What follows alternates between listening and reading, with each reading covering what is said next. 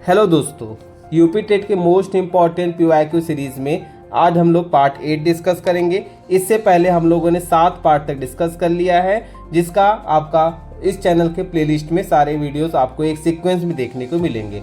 इससे पहले जो हमने 7 पार्ट वाले में हमने डिस्कस किया था, इसमें जो यूपी टेट का 2021 में आपका पेपर हुआ था उसके सीडीपी वाले सेक्शन का हमने 15 क्वेश्चन डिस्कस किया था। ठीक है, आज जो है हम उसके बचे हुए क्वेश्चन को डिस्कस करेंगे। इसके बाद हम यूपी टेट के जो 2021 से पहले के जितने भी पेपर हुए हैं 1 बाय 1 करके उन सारे पेपर को डिस्कस करेंगे। उन सारे पेपर में से सीडीपी वाले सारे सेक्शन सारे क्वेश्चन को हम लोग डिस्कस करेंगे, जिनसे आपका पीवाईक्यू पूरी तरीके से तैयार हो जाएगा और आपका जो पेपर आने वाला है इसमें आपको बहुत फ़ायदा मिलेगा। तो चलिए हम आज के क्लास को सबसे पहले क्वेश्चन के साथ शुरू करते हैं।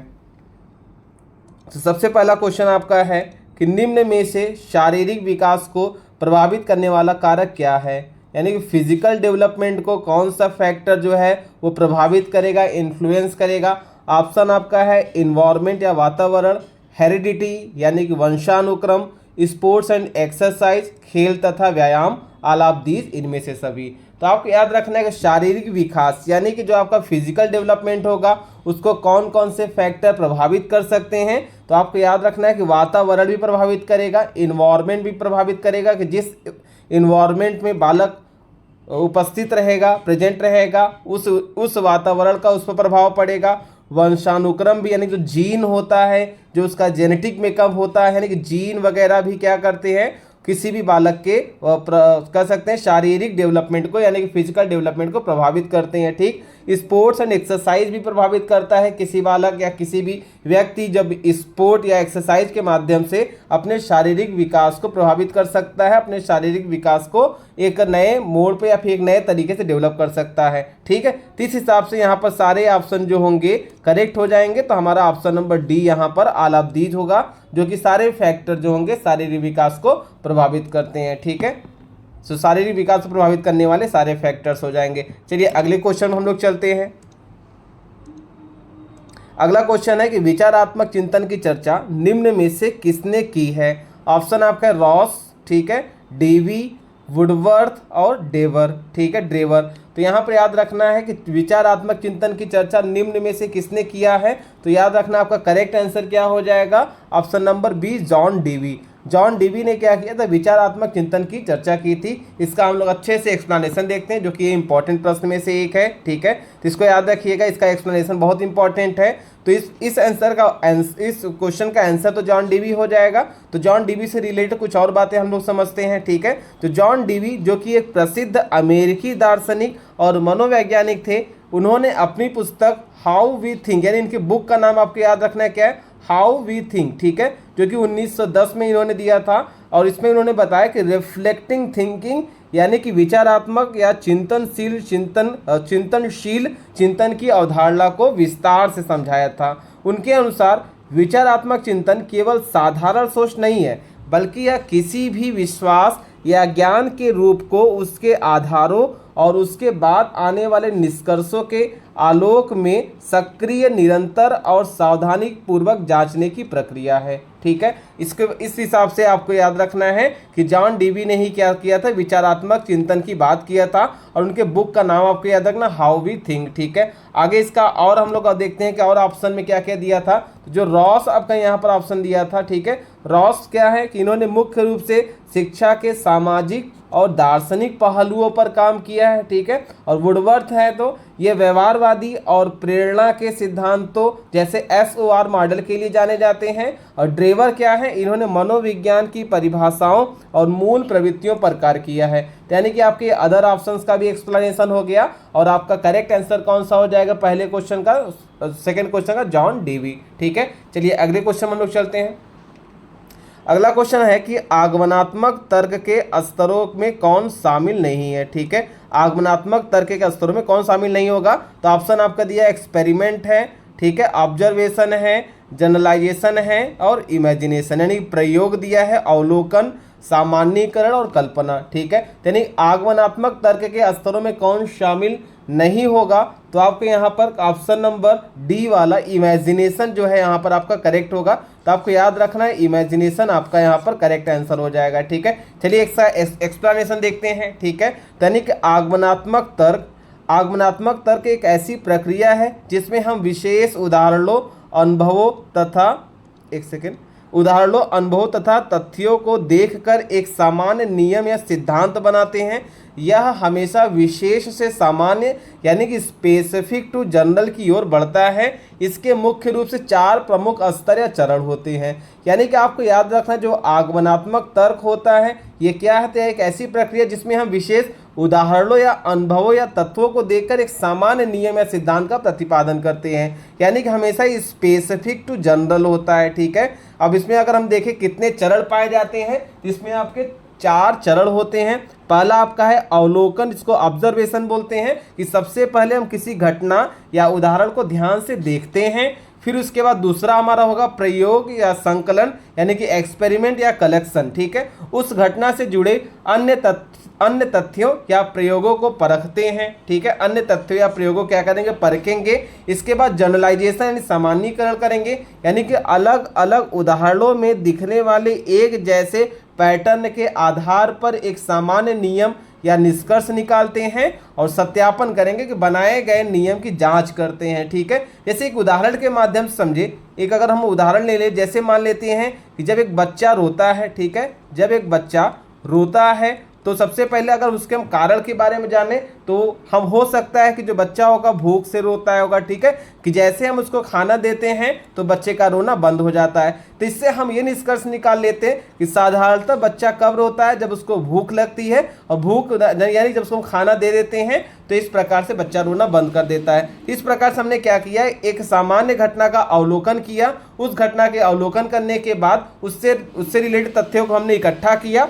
फिर उसके बाद इसी तरीके से हमने बार बार इसके ऑब्जर्वेशन किया, उसको सामान्यीकरण किया। बाद में मैंने एक यहाँ पर नियम निकाला कि जब बच्चा रोता है तो उसको भूख लगती है, उसको खाना देने पर रोना बंद कर देता है। तो यहाँ पर हमने स्पेसिफिक टू जनरल जाकर एक नियम का सत्यापन किया, तो ये हमारा आगमनात्मक तर्क हो जाएगा। ठीक है, इस बात को आपको याद रखना है। तो आपका यहाँ पर आंसर कौन सा हो जाएगा, तो याद रखें इमेजिनेशन आपका आंसर हो जाएगा। ठीक है, अगर इसके हम अदर जो ऑप्शन उसको अगर हम डिस्कस करें तो पहला आपका दिया था एक्सपेरिमेंट। यह आगमनात्मक तर्क का हिस्सा है क्योंकि नियमों की पुष्टि के लिए प्रयोग तथा तथ्यों को इकट्ठा करना जरूरी होता है।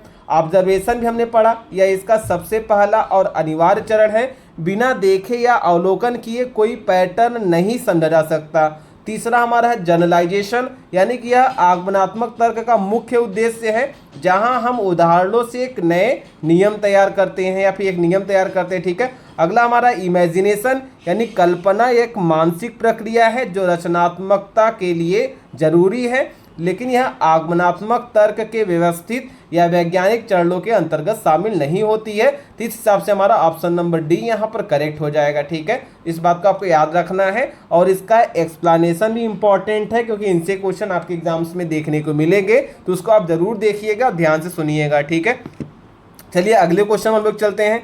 अगला क्वेश्चन हमारा है कि सीखी गई बात को धारण और पुनः स्मरण करने में असफल होना क्या कहलाता है। ठीक है, यानी ये क्या होगा, जब हम कोई भी बात सीखे हैं उसको हम दोबारा याद नहीं कर पा रहे हैं। तो ऑप्शन दिया स्मरण, फॉरगेटिंग यानी विस्मरण, ठीक है, रिटेंशन यानी धारण, और थिंकिंग यानी कि चिंतन। तो यानी आपको याद रखना है जब हम कोई चीज़ याद नहीं कर पाते हैं तो यानी हम उसको भूल रहे हैं, और भूलने की प्रक्रिया यानी विस्मरण कहते हैं, यानी फॉरगेटिंग हो जाएगा। ठीक है, तो फॉरगेटिंग हो जाएगा। यानी कि आपको याद रखना है सीखी गई बात को धारण और पुनः स्मरण करने में असफल अगर होता है तो उसको हम लोग क्या बोलते हैं, विस्मरण कहते हैं। इस बात को आपको याद रखना है। ठीक है, यानी कि ड्रेवर ने क्या बताया कि विस्मृति का अर्थ है किसी समय प्रयास करने पर भी किसी पूर्व अनुभव का स्मरण करने या पहले सीखे हुए किसी कार्य को करने में असफलता होती है तो उसी को हम लोग विस्मृति कहते हैं। रायबर्न के अनुसार जो बात पहले सीखी जा चुकी है उसे स्मरण रखना ही स्मृति है। स्मृति के बारे में बताते हैं,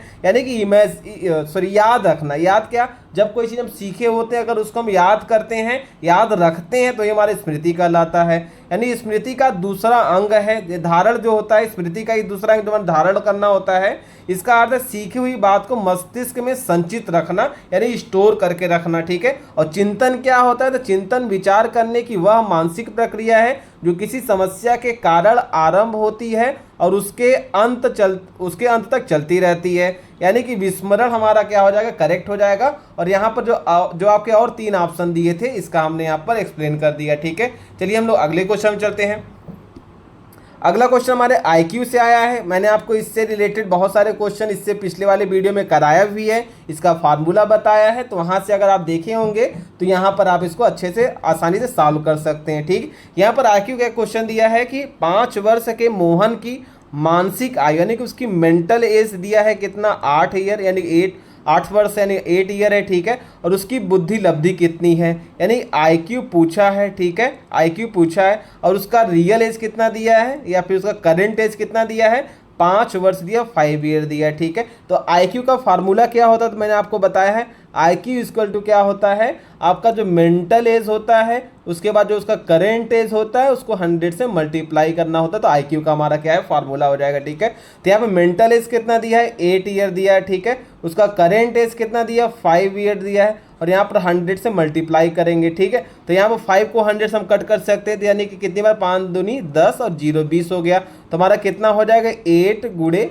20, 8 इंटू 20, ठीक है। कितना हमारा आंसर हो जाएगा, 8 इंटू 20 को मल्टीप्लाई करेंगे तो हमारा आंसर हो जाएगा 160, ठीक है। 160 क्या होगा, उस बालक के यानी कि मोहन का IQ हो जाएगा। तो इसका करेक्ट आंसर कौन सा हो जाएगा, ए वाला 160, ठीक है। तो आपको इस तरीके से इसका सोल्यूशन याद रखना है। चलिए अगले क्वेश्चन में हम लोग चलते हैं। अगला क्वेश्चन है कि इनमें से कौन सा IQ स्तर मंद बुद्धि बालकों का प्रशिक्षण योग्य IQ स्तर कहलाता है। यानी कि ऐसा कौन सा IQ स्तर होगा जो मंद बुद्धि के बालक होंगे उनको प्रशिक्षित किया जा सकता है।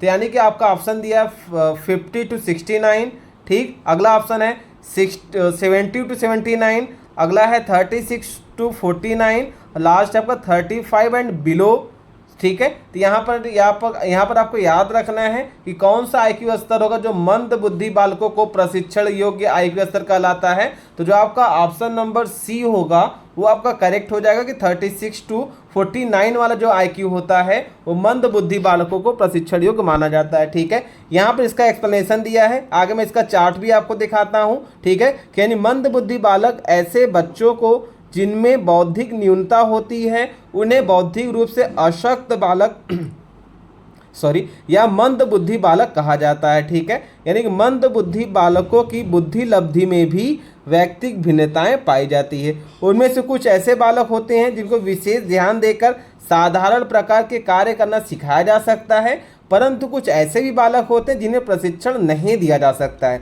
और उन्हें जीवन भर संस्थागत देखभाल की आवश्यकता पड़ती है। यानी उनको जीवन भर किसी न किसी ऑर्गेनाइजेशन में ही रखना पड़ता है ताकि उनकी देखभाल किया जा सके, ठीक है। यानी कि बौद्धिक अशक्तता के विभिन्न वर्ग इस प्रकार हैं, आपको इससे पहले भी इसका चार्ट दिखाया गया था। यानी कि जो निम्न बुद्धि लब्धि 55 जो आपका IQ लेवल होगा यहाँ पर एक चार्ट के माध्यम से बताया गया कि सामान्य के लिए कितना है, तीव्र के लिए कितना होगा। इसको अगला आगे हम दिखाते हैं थोड़ा सा एक चार्ट के माध्यम से। इसको देखिए कि ये इंपॉर्टेंट चार्ट आपका रहेगा क्योंकि इससे आपका फिर से क्वेश्चन बन सकता है, ठीक है।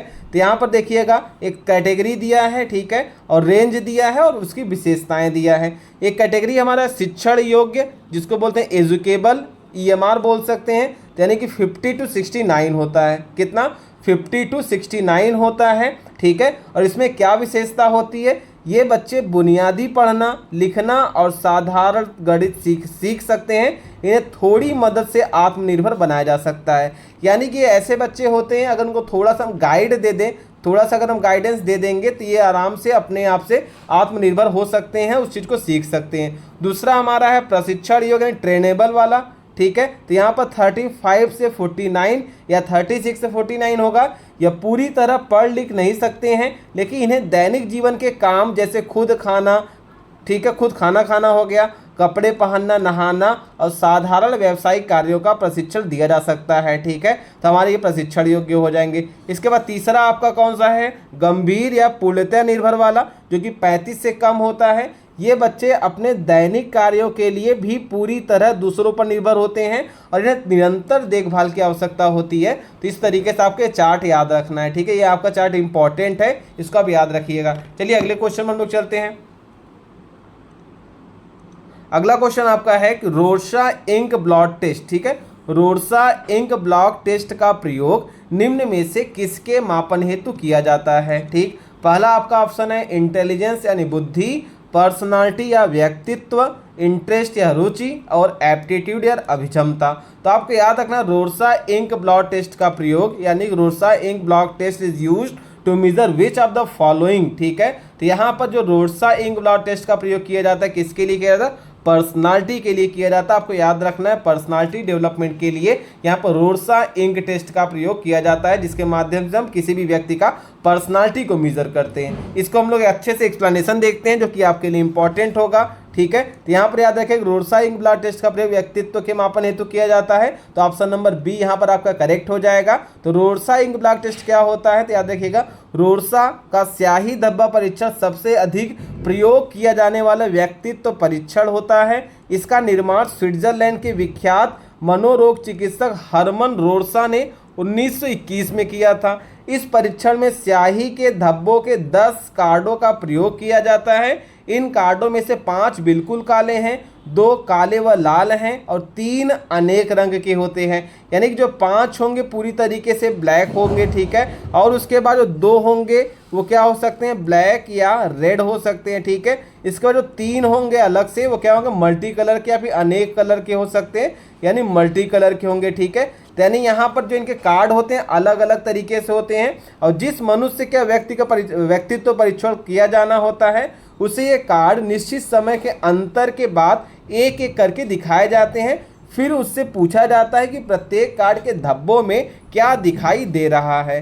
परीक्षार्थी धब्बों में जो भी आकृतियां देखता है उनको बताता है और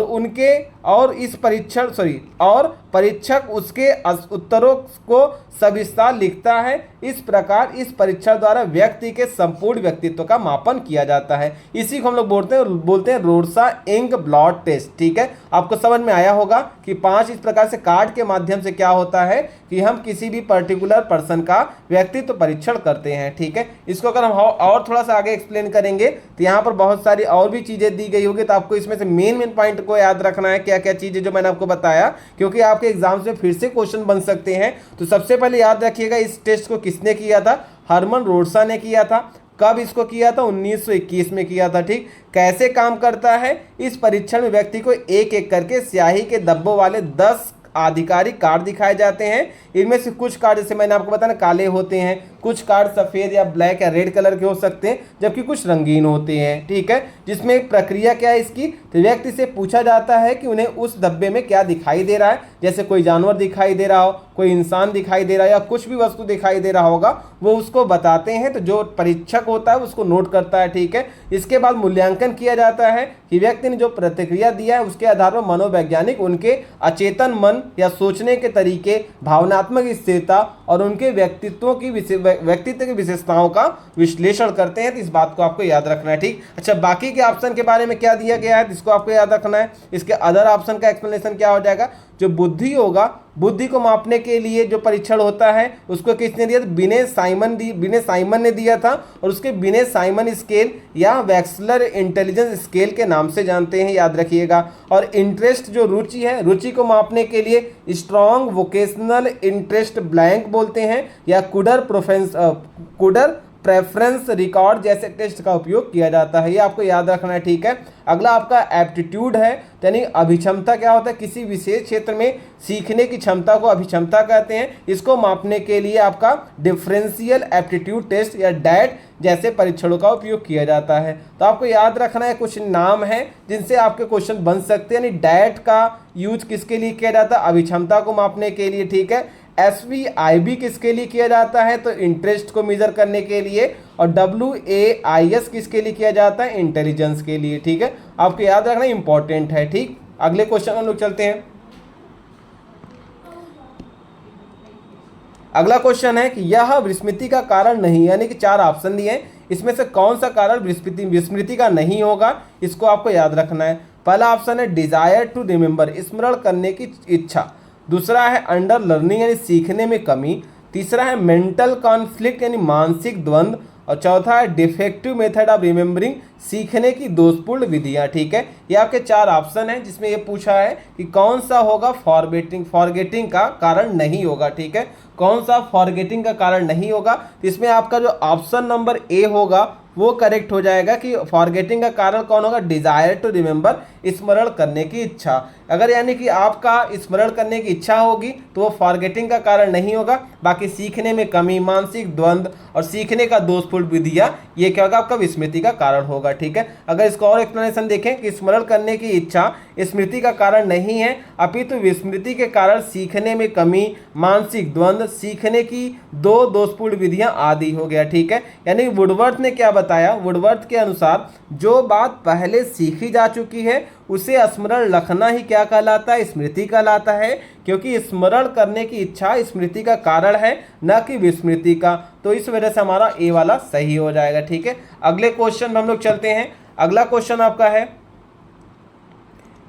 वह विज्ञान जो संख्यात्मक प्रदत्त को एकत्र करने, विभाजित करने, प्रस्तुत करने, तुलना करने और व्याख्या करने की विधि से संबंधित है वह कहलाता है, यानी the science which deal with the method of collecting, classifying, presenting, comparing and interesting numerical data to इंटेरिकल डाटा इज कॉल्ड। ठीक है, अब इंटरप्रेटिंग लिखा है, सॉरी, यहाँ पर comparing and interpreting numerical data is called. तो यहाँ पर आपको कौन सा ऑप्शन होगा, गणित, सांख्यिकी, ज्यामिति और प्रोबेबिलिटी यानी संभाव्यता। ठीक है, तो यहाँ पर आपको याद रखना है जो हमारा स्टैटिस्टिक्स होगा यानी सांख्यिकी होगा, वो उसी विज्ञान को बोलते हैं जिसमें हम लोग डेटा को कलेक्ट करते हैं, प्रेजेंट करते हैं, कंपेयर करते हैं, इंटरप्रेट करते हैं, फिर उसके बाद हम उसको एनालाइज करते हैं। तो इसमें कौन सा आपका आंसर हो जाएगा, सांख्यिकी हो जाएगा, जिसमें आपने मीन, ठीक है, मीन, मीडियन, मोड सुना होगा। ठीक है, वो आपका किसका पार्ट होता है, आपका यही आपका स्टैटिक्स का पार्ट होता है। इसके बेस पे क्वेश्चन भी आता है। आने वाले वीडियो में हम इसके फार्मूला और इनसे रिलेटेड क्वेश्चन को भी डिस्कस करेंगे, जिससे आपके 1 या 2 नंबर के क्वेश्चन आपके एग्जाम से बनते हैं, ताकि आप उसको आसानी से सॉल्व कर सके। ठीक है, तो इसका एक्सप्लेनेशन क्या हो जाएगा, वह विज्ञान जो संख्यात्मक पद्धति को एकत्र करने, विभाजित करने, प्रस्तुत करने, तुलना करने और व्याख्या करने की विधि से संबंधित है, क्या कहलाता है, सांख्यिकी यानी स्टैटिस्टिक्स कहलाता है। जैसे जबकि गणित, ज्यामिति, संभाव्यता, ये सब क्या है, एक दूसरे तरीके के कर सकते हैं, डेटा को हैंडल करने के लिए यूज किए जाते हैं। तो हमारा बी वाला यहाँ पर करेक्ट हो जाएगा। ठीक है, चलिए अगले क्वेश्चन हम लोग चलते हैं। अगला क्वेश्चन हमारा है कि सूझ या अंतर्दृष्टि का सिद्धांत का प्रतिपादन किसने किया था, यानी कि सूझ यानी who has propounded the theory of insight, insight learning के बारे में पूछा गया है। तो गेस्टाल्ट साइकोलॉजिस्ट हो गया पहला ऑप्शन, थॉर्नडाइक दूसरा हो गया, हैगार्टी एंड स्किनर। ठीक है, तो यहाँ पर आपका कौन सा ऑप्शन करेक्ट होगा, जो सूझ या अंतर्दृष्टि के सिद्धांत का प्रतिपादन किया था। तो आपको याद रखना आपका करेक्ट आंसर क्या हो जाएगा, गेस्टाल्ट साइकोलॉजिस्ट हो जाएगा, जो कि आपका करेक्ट आंसर हो जाएगा। इसका एक्सप्लेनेशन हम लोग देखते हैं कि ठीक है कि इसका यानी कि इस प्रश्न का सही उत्तर तो आपका ए हो जाएगा, गेस्टाल्ट साइकोलॉजिस्ट। अब इसको हम लोग थोड़ा और समझते हैं कि सूझ का सिद्धांत क्या होता है, जिसका प्रतिपादक है। सूझ या अंतर्दृष्टि का सिद्धांत का मुख्य श्रेय किसको जाएगा, वोल्फगैंग कोहलर को जाएगा। ठीक है, जो कि एक प्रसिद्ध गेस्टाल्टवादी थे। इनके अलावा कौन कौन से हो जाएंगे, मैक्स वर्दीमर का नाम आपको याद रखना है। ठीक है, उसके बाद कोर्ट कोफ्का, ठीक है, कोर्ट कोफ्का का नाम भी रखना है, जो कि इसी विचारधारा से जुड़े थे। यानी गेस्टाल्टवादी विचारधारा से आपके जो मनोवैज्ञानिक, उनके नाम को भी याद रखना है। एक आपके कोहलर हो जाएंगे, ठीक है, दूसरे कौन से आपके हो जाएंगे, याद रखिएगा, मैक्स वर्दीमर यानी कि डब्ल्यू यानी वर्दीमर हो जाएंगे। उसके बाद आपका कर्ट कोफ्का हो जाएंगे। ठीक है, यानी कोहलर, वर्दीमर और कोफ्का क्या है, आपके गेस्टाल्टवादी विचारधारा के मनोवैज्ञानिक हैं। ठीक है, यानी कोहलर ने अपना प्रयोग किस पर किया था, याद रखिएगा, सुल्तान नाम के एक चिंपांजी पर किया था। उन्होंने देखा कि चिंपांजी समस्याओं को धीरे धीरे नहीं सीखता, बल्कि अचानक उसके दिमाग में पूरी स्थिति को देखकर एक सूझ या आइडिया आता है और वह समस्या हल कर लेता है, इसे आहा मोमेंट भी कहा जाता है। आपने सुल्तान वाला कहानी सुना होगा कि एक कमरे में क्या होता है, कुछ केले कुछ हाइट पर टांग दिए जाते हैं, ठीक है, कुछ क्या होगा, बनाना जो होता है हाइट पर टांग दिया जाता है, ठीक है, और उसी हाइट पर टांगने के बाद यहाँ पर एक आपका चिंपैंजी होता है, जो चिंपांजी होता है, ठीक है, ये चिंपांजी क्या होता है, इसके आसपास कुछ ऐसे बॉक्स रखे होते हैं, वो पहले चिंपांजी बिना बॉक्स को देखे इस केले की तरफ मतलब उछलता कूदता है ताकि उसको केला मिल जाए भूख के कारण, लेकिन वो जब उसको पाने में असफल होता है, वो कुछ देर तक बैठता है तो अचानक से उसको इस बॉक्स दिखाई देता है, फिर ये बॉक्स का यूज करके उस केले को ऑब्टेन कर लेता है, प्राप्त कर लेता है। इससे ये पता चलता है कि उसको अचानक से ये आइडिया आया, इसी को हम लोग आहा मूवमेंट के नाम से भी जानते हैं। इस बात को आपको याद रखना है। अगले क्वेश्चन में अगर हम इसका अगर हम अदर ऑप्शन का एक्सप्लेनेशन भी देखते हैं तो जो थॉर्नडाइक हैं, इन्होंने प्रयास एवं त्रुटि का सिद्धांत यानी ट्रायल एंड एरर थ्योरी दिया था, और इनका मानना था कि जीव गलतियां करते करते सीखता है, जैसे बिल्ली पर इन्होंने अपना प्रयोग किया था, ठीक है। आने वाले वीडियो में हम इनके प्रयोगों को भी डिस्कस करेंगे। अगला हमारे मनोवैज्ञानिक थे स्किनर। स्किनर ने क्या किया था, क्रिया प्रसूत अनुबंधन सिद्धांत यानी ऑपरेंट कंडीशनिंग थ्योरी दिया था, जिसमें चूहे और कबूतर का प्रयोग करके पुनर्बनन यानी रीइंफोर्समेंट के माध्यम से कहते हैं कि यहाँ पर कोई भी चीज़ सीख सकता है, ठीक है, यानी इन्होंने इसको महत्व दिया था, रीइंफोर्समेंट को महत्व दिया था। हैगार्टी जो थे, इनका संबंध इस प्रकार के मुख्य अधिगम सिद्धांतों से नहीं है, तो हमारा कौन सा आंसर हो जाएगा, आपका पहला गेस्टाल्टवादी हो जाएगा। इससे रिलेटेड मैंने आपको बहुत सारी चीज़ें बताई है, आपको याद रखना है क्योंकि आपके एग्जाम्स में ये सब बहुत इंपॉर्टेंट होते हैं, आपके एग्जाम्स में आते हैं, ठीक है। अगले क्वेश्चन हम लोग चलते हैं।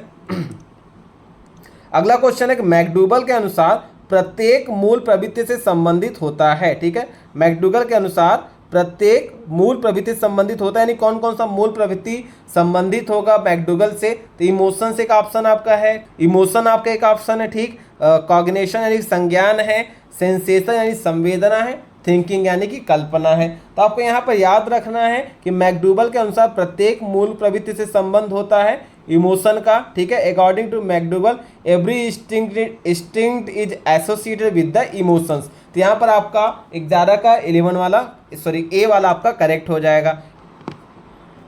तो मैकडूगल के अनुसार प्रत्येक मूल प्रवृत्ति संवेग से संबंधित होता है, इसको आपको याद रखना है। मूल प्रवृत्तियां वे जन्मजात प्रवृत्तियां जो मनुष्य और पशु को कार्य करने के लिए प्रेरित करती है, मूल प्रवृत्तियां कहा जाता है। तो मूल प्रवृत्तियों के बारे में हमने पिछले क्लास में भी डिस्कस किया था। वुडवर्थ के अनुसार मूल प्रवृत्ति कार्य करने के बिना सीखा हुआ स्वरूप होता है, ठीक है। और विलियम मैकडूगल के मूल प्रवृत्तियों का जनक माना जाता है। इन्होंने 14 प्रकार की मूल प्रवृत्तियों की सूची दी है और यह भी बताया कि प्रत्येक मूल प्रवृत्ति एक संवेग से संबंधित होता है। चलिए हम मैकडूगल के उनके जो सूची दिए हैं जिसमें 14 के प्रकार को डिस्कस कर लेते हैं, ठीक है। आपके लिए इंपॉर्टेंट होगा तो इसको याद रखिएगा। सबसे पहला मूल प्रवृत्ति पलायन है, जो कि आपका इसका संबंधित संवेग कौन सा भय हो जाएगा, ठीक है। दूसरा आपका है युयुत्सा है, क्रोध इसका संवेग हो जाएगा। निवृत्ति का संवेग घृणा हो जाएगा। वात्सल्य का संवेग पुत्र कामना हो जाएगा। उसके बाद शरणागति का संवेग कष्ट हो जाएगा। जिज्ञासा का संवेग आश्चर्य हो जाएगा। काम प्रवृत्ति का कामुकता हो जाएगा। दैन्य भाव का आत्महीनता हो जाएगा। आत्मस्थापना का आत्माभिमान हो जाएगा। सामूहिकता का एकाकीपन हो जाएगा। उसके बाद भोजनान्वेषण का भूख हो जाएगा। संग्रह प्रवृत्ति का अधिकार भावना और रचना का कृति भावना, हास्य का आमोद हो जाएगा, ठीक है। तो इस प्रकार से आपको याद रखना है उन्होंने 14 प्रकार की मूल प्रवृत्तियों के लिए कौन कौन से उनसे संबंधित संवेग है इन्होंने यहाँ पर दिया है, इसको आपको याद रखना है, ठीक है। तो लेकिन आपका यहाँ पर करेक्ट आंसर कौन सा हो जाएगा, हमने डिस्कस किया ए वाला आपका यहाँ पर करेक्ट आंसर हो जाएगा कि जबकि संज्ञान संवेदना या तथा चिंतन का संबंध मूल प्रवृत्ति से नहीं है, इस प्रकार से हमारा ए वाला करेक्ट हो जाएगा। चलिए अगले क्वेश्चन में हम लोग चलते हैं। अगला क्वेश्चन हमारा है कि पूर्व अनुभव के आधार पर संवेदना का अर्थ प्रदान करना कहलाता है, यानी giving meaning to sensation on the basis of past experience is called, ठीक है। तो यानी कि ऑप्शन दिया आपका परसेप्शन यानी प्रत्यक्ष ज्ञान, सेंसेशन यानी संवेदना, मोटिवेशन यानी अभिप्रेरणा, लास्ट ऑप्शन आपका इमेजिनेशन है। तो आपको याद रखना, पूर्व अनुभव के आधार पर संवेदना का अर्थ प्रदान करना आपका प्रत्यक्ष ज्ञान या परसेप्शन कहलाता है। परसेप्शन को ही हम लोग बोलते हैं, ठीक है। इसको अगर हम अच्छे से एक्सप्लेन करते हैं, जो कि आपके लिए इंपॉर्टेंट होगा, इसको आपको याद रखना है, ठीक है। यानी कि इसका तो सही उत्तर क्या हो जाएगा, परसेप्शन हो जाएगा। तो परसेप्शन क्या होता है, जब हमारी ज्ञानेंद्रिय यानी आँख, कान, नाक आदि बाहरी दुनिया से कोई जानकारी या संकेत लेते हैं तो उसे सेंसेशन कहा जाता है, ठीक है, यानी संवेदना कहते हैं, ठीक। लेकिन जब हमारा दिमाग उस संवेदना को अपने पुराने अनुभवों के आधार पर पहचानता है और उसका कोई मतलब निकालता है तो उसी पूरी प्रक्रिया को परसेप्शन कहते हैं, प्रत्यक्षीकरण कहते हैं। यानी कि जब आपकी ज्ञानेंद्रिय किसी चीज़ को बाहरी दुनिया से, एक्सटर्नल इन्वायरमेंट से रिसीव करती है तो सेंसेशन हो गया। अब उसी सेंसेशन के अकॉर्डिंग अगर आपने उससे रिलेटेड कुछ पास्ट एक्सपीरियंस को वहाँ पर मतलब कि फील किया है तो उसी को हम लोग क्या कहते हैं, उसी के आधार पर उसको हम लोग मीनिंग निकालते हैं, उसका मतलब निकालते हैं, उसी को हम लोग परसेप्शन कहते हैं। उदाहरण के लिए समझते हैं, अगर आप रसोई से आती हुई एक महक सूंघते हैं तो वह संवेदना है, लेकिन आपका दिमाग तुरंत कहता है कि यानी कि यह तो गर्मा गर्म बिरयानी की खुशबू है, तो यह आपका प्रत्यक्षीकरण है, क्योंकि आपने पुराने अनुभव के आधार पर उस खुशबू को एक मतलब दिया है, ठीक है। यानी कि आपने एक एक्सटर्नल कह सकते हैं स्टिमुलस से, यानी कि आपने एक संवेदना को ग्रहण किया है, ठीक है, नाक के माध्यम से, जो आपके संवेदी अंग हो जाएगा, ठीक है। इसके बाद जब उसको आपने आपके ब्रेन के पास वो महक गया तो उस महक को ब्रेन ने क्या किया, उस अपना जो प्रीवियस नॉलेज था उसके हिसाब से उसके बारे में नॉलेज इकट्ठा किया था, उसी के बारे में उसको एक मीनिंग दिया, तो उसने वहाँ पर परसेप्शन का यूज किया, तो यह प्रत्यक्षीकरण हो जाएगा। इस बात को आपको याद रखना है कि प्रत्यक्षीकरण या प्रत्यक्ष ज्ञान क्या होता है, ठीक है। अदर ऑप्शन की अगर हम लोग बात करें क्या क्या दिया है, जिसको आप ध्यान दीजिएगा। सेंसेशन संवेदना क्या होता है, यह केवल रॉ डेटा यानी कच्ची जानकारी को ग्रहण करना है, इसमें दिमाग पुराने अनुभव जोड़कर कोई मतलब नहीं निकालता, यह सिर्फ पहला कदम होता है। सेंसेशन खाली फर्स्ट आपका कह सकते हैं इंप्रेशन होता है, जब हम किसी भी चीज़ को सेंस ऑर्गन के थ्रू लेते हैं तो हमारा सेंसेशन हो जाएगा। मोटिवेशन क्या है, यह किसी काम करने के लिए मिलने वाली आंतरिक या बाहरी प्रेरणा या ऊर्जा को कहते हैं, इसका संवेदना का अर्थ देने से सीधा संबंध कोई भी नहीं है। इमेजिनेशन क्या होता है, जो चीज़ें हमारे सामने मौजूद नहीं हैं उनके बारे में दिमाग में चित्र या विचार बनाना कल्पना कहलाता है, जबकि प्रत्यक्षीकरण सामने मौजूद चीज़ों की संवेदना पर आधारित होता है, ठीक है। यानी कि हम इमेजिन करना जो चीज़ हमारे सामने प्रेजेंट नहीं है, और प्रत्यक्षीकरण करना क्या है, जो चीज़ हम दिखाई दे रही है उसी को पुराने नॉलेज के हिसाब से उसका मीनिंग निकालना आपका परसेप्शन कहलाता है। तो आपका यहाँ प्रत्यक्षीकरण सही हो जाएगा, ठीक है। तो ये हो गया हमारे आज के कुछ इंपॉर्टेंट क्वेश्चन जो कि आपके लिए बहुत इंपॉर्टेंट है, इसको याद रखिएगा। तो हमने यहाँ पर 2021 का जो आपका एग्जाम में जो पेपर आया था, ठीक है, जो 2021 में आपका पेपर हुआ था यूपी टेट का, उस यूपी टेट का हमने क्या किया, सीडीपी वाले सारे पार्ट को डिस्कस कर लिया। सीडीपी का सारा क्वेश्चन हमने यहाँ पर डिस्कस कर लिया, ठीक है। इससे अब इसका जो अगला पार्ट हम लोग डिस्कस करेंगे उसमें 2021 से पहले यूपी टेट का जो पेपर आया होगा उसके सीडीपी वाले पार्ट को, साथ ही साथ जो पेपर 1 में ईवीएस आता है उस वाले पार्ट के सारे क्वेश्चन को हम लोग डिस्कस करेंगे, जो कि आपके यूपी टेट में जो आपका एग्जाम्स होने वाला है उसमें आपको बहुत फायदा मिलेगा, ठीक है। अगर आपको हमारा वीडियो अच्छा लगा हो तो आप हमारे चैनल को लाइक कीजिएगा, सब्सक्राइब कीजिएगा, कमेंट कीजिएगा। धन्यवाद।